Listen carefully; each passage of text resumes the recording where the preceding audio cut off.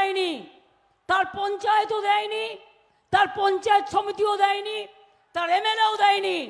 টাকাটা দিয়েছি আমরা, মনে রাখবেন। আর আগামী দিন থেকে 50 দিনের জন্য জব কার্ড হোল্ডারদের জন্য কর্মশ্রী প্রকল্প আমরাই করব, কিন্তু এই সব লোকেদের দিয়ে করব না, আমরা ডাইরেক্ট করব। গভর্নমেন্ট ডাইরেক্ট করবে। 50 দিন তো পাবেনই গ্যারেন্টি। 50 দিনের জায়গায় কেউ করতে চাইলে 60 দিনও পেতে পারেন। এই প্রকল্পটার নাম কর্মশ্রী। নাম লেখাবেন, ইলেকশন হয়ে গেলে এখনো নাম লেখাতে পারেন, এটা কন্টিনিউয়াস প্রসেস।